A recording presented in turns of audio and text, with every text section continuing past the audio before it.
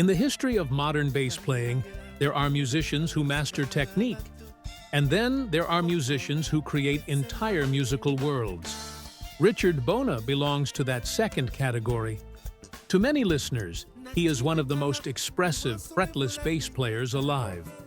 To jazz musicians, he represents a rare balance between technical brilliance and emotional storytelling. And to audiences around the world, he is something even more unique. An artist capable of merging African tradition, jazz improvisation, world rhythms, and soulful melody into a sound that feels deeply human. But Richard Bona's story did not begin in luxury studios or famous concert halls. It began in a small village in Cameroon. Long before international tours, Grammy recognition, and collaborations with jazz legends, Bona was surrounded by something far more important: music as part of everyday life. In his village, music was not separated from existence. It accompanied ceremonies, celebrations, grief, spirituality, and community gatherings. Rhythm existed everywhere, in voices, drums, movement, and storytelling. Unlike Western classical environments, where music is often formalized through institutions and written notation, Bona's earliest understanding of music came through listening, observation, and feeling. That foundation would later become one of the defining elements of his artistry. Because Richard Bona did not simply learn music academically, he absorbed it culturally. Before we continue, subscribe now, like this video, comment, and share.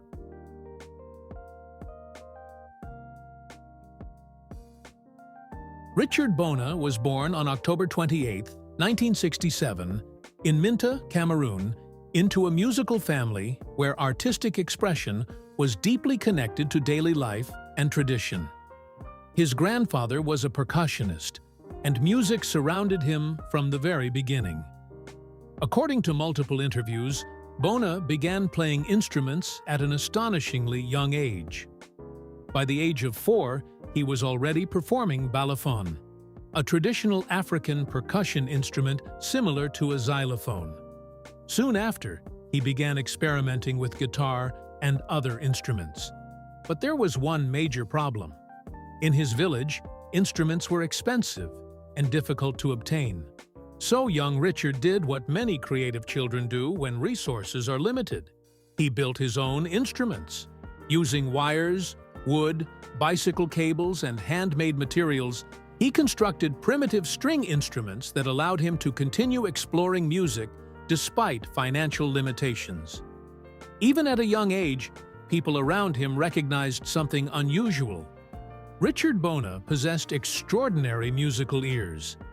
He could hear melodies once and remember them. He could imitate rhythms naturally. And most importantly, he understood emotion inside music.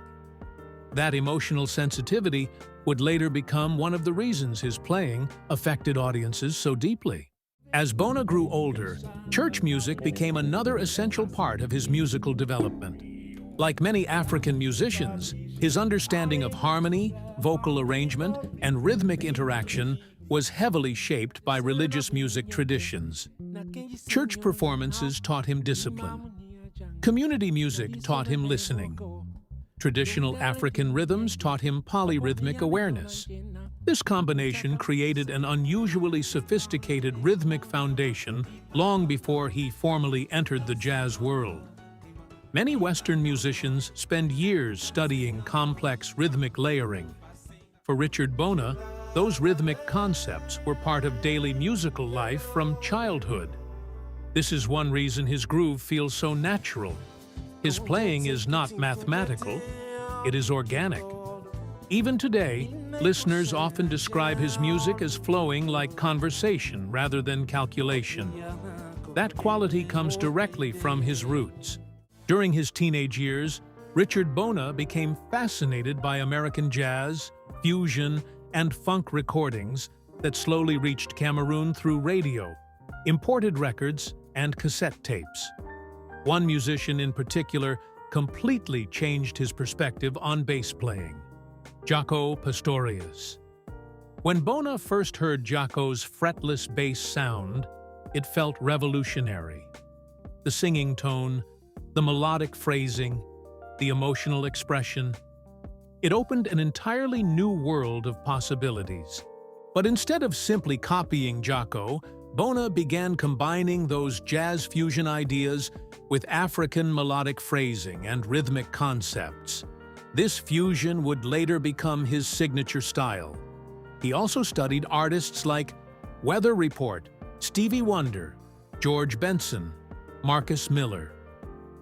The more he listened, the more he realized that music could connect cultures together.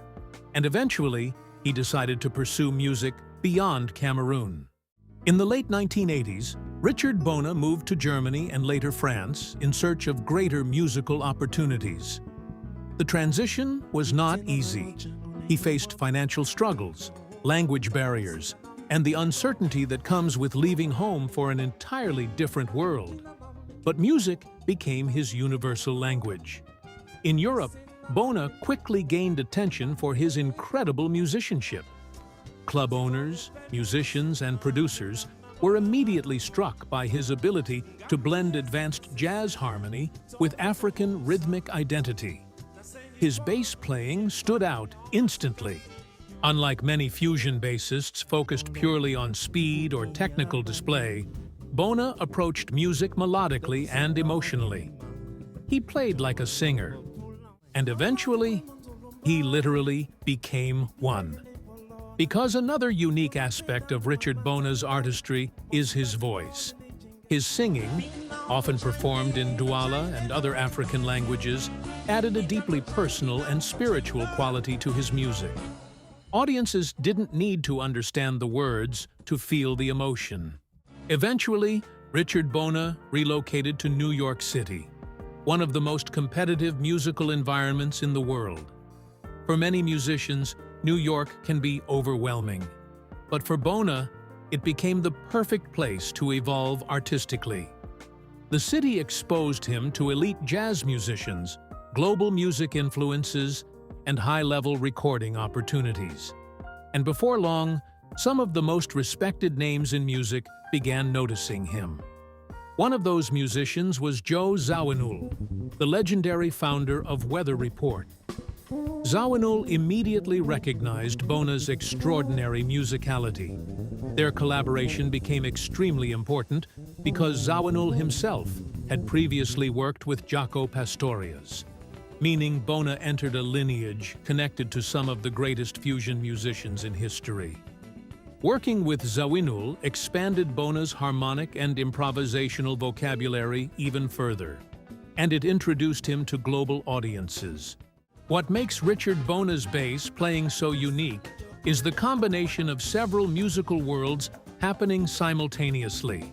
His phrasing contains African rhythmic DNA. His harmony reflects jazz sophistication. His touch carries fretless fluidity, inspired partly by Jaco Pastorius, and his melodic sense often feels almost vocal. Unlike bassists who dominate arrangements aggressively, Bona creates movement through elegance and emotional phrasing. His note choice is incredibly sophisticated, but never cold.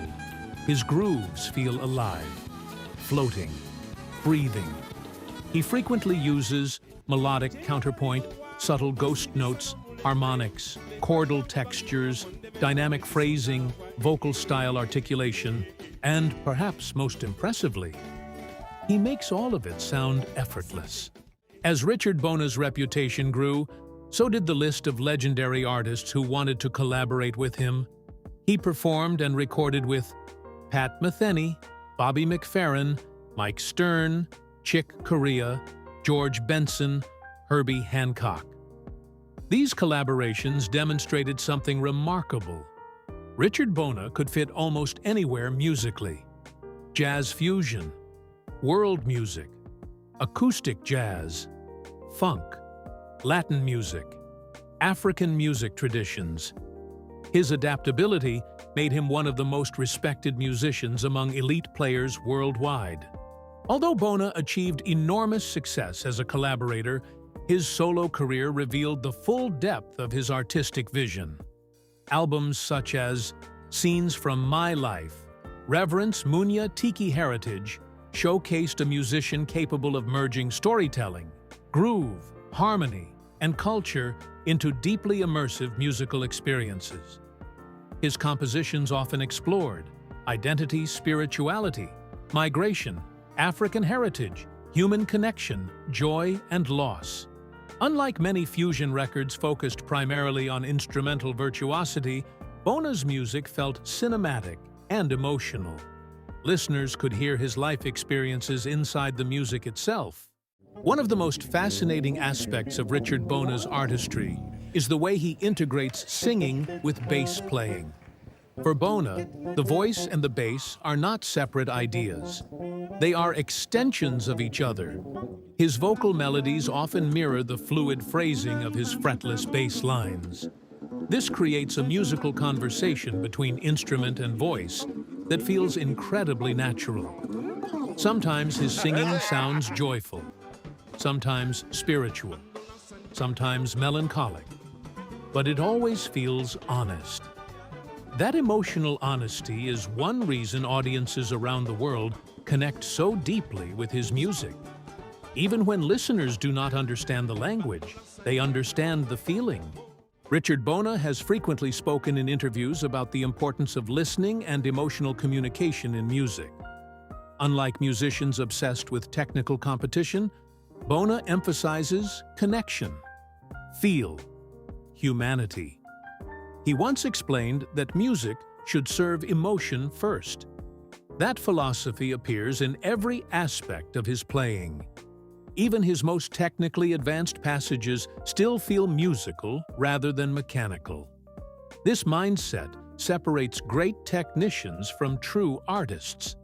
And Richard Bona unquestionably belongs in the second category. Today, Richard Bona is considered one of the most influential fretless bass players of the modern era. Bassists around the world study his melodic phrasing, harmonic movement, rhythmic fluidity, vocal integration, dynamic control, tone production.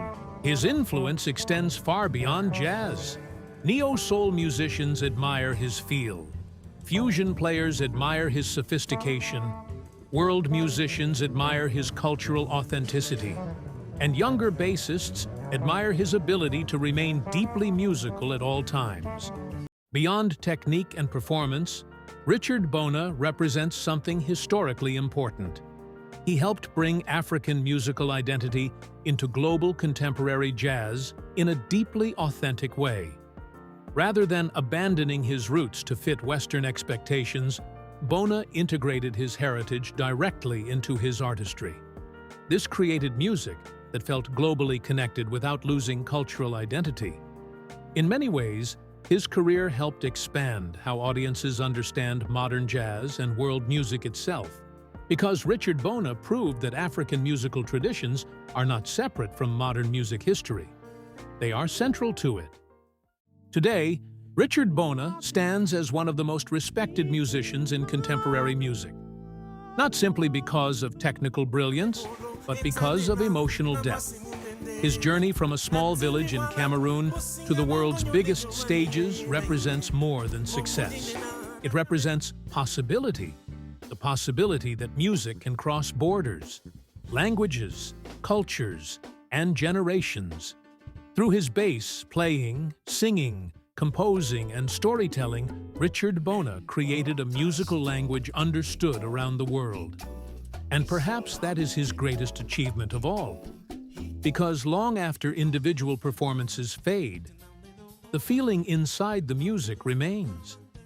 And Richard Bona's music continues to remind listeners that groove, melody, and humanity are universal languages.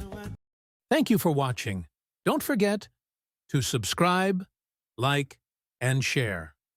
See you in the next video.